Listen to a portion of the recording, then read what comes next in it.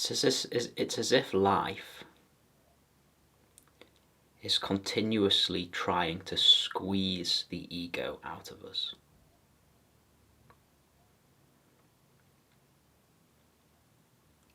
It's as if life is continuously wanting us to be free. Continuously wanting us to be free by showing us that within us which doesn't feel free.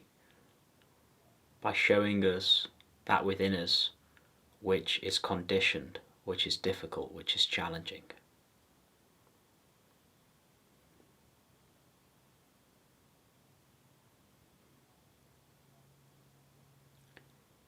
Now, when challenge arises,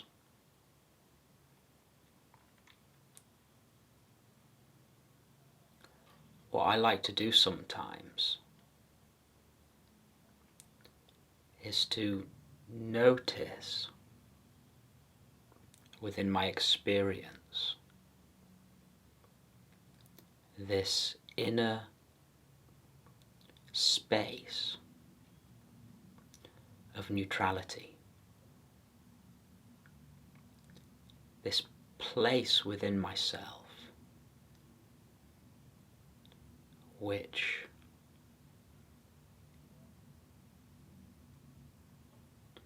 isn't looking for experience to be any certain kind of way. This place inside which doesn't prefer happiness over sadness. This place inside that doesn't prefer peace over anxiety.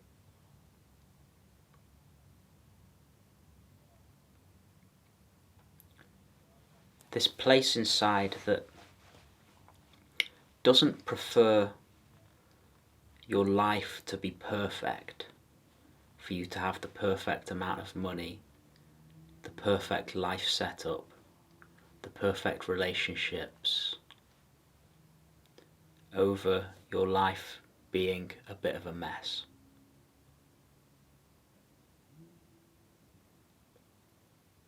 This space of neutrality inside, which doesn't have a preference for the perfect life over the life that's a mess, which doesn't have a preference over the perfect, healthy, emotional, psychological state and the psychological, emotional state which is challenging. Of course, something within us has a preference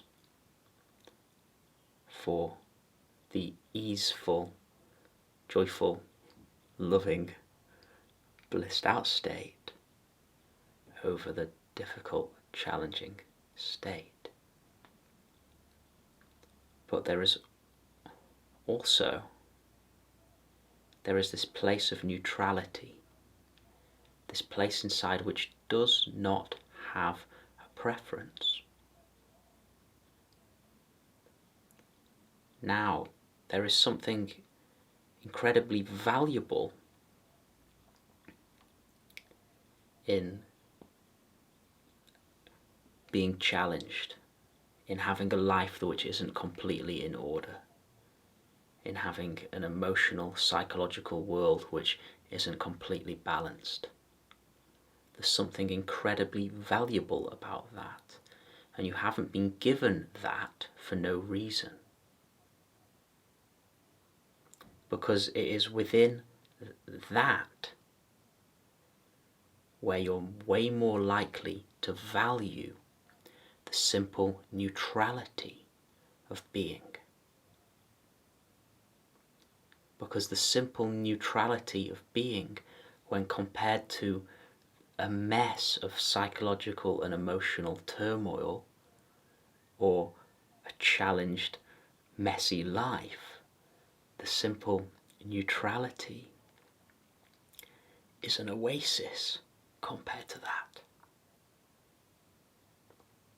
And therefore, the neutrality of being becomes an oasis within your own heart. And when you give value to that neutrality, and you give value to that neutrality because within that neutrality you're not suffering. And when you give value to that neutrality, when you place your attention on that neutrality of being, on that place of beingness which is not arguing with your experience, when you place your attention there and you give that place value,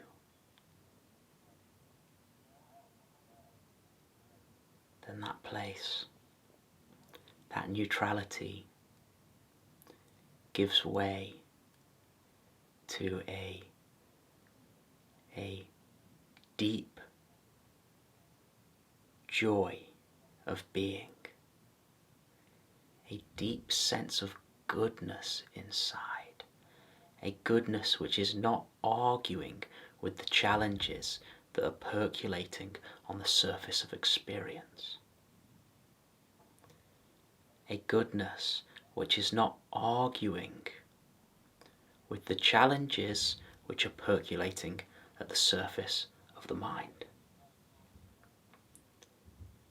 And then very naturally, because you come to value that neutrality of being, because you come to value that,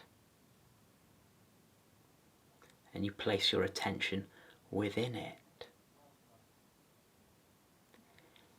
you give less attention to the challenging movements of mind, and you give more attention to your being.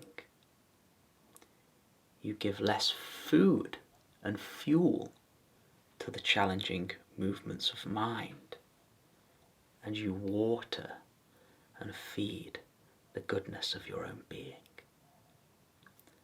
And therefore, you are drawn into a greater depth of beingness. You are drawn deeper into beingness. And whereas before your experience, your attention was taken up by the experience of suffering and challenge in the mind, reflected in the world also. Now your attention is taken by a deeper dimension of being, a deeper place of beingness within yourself.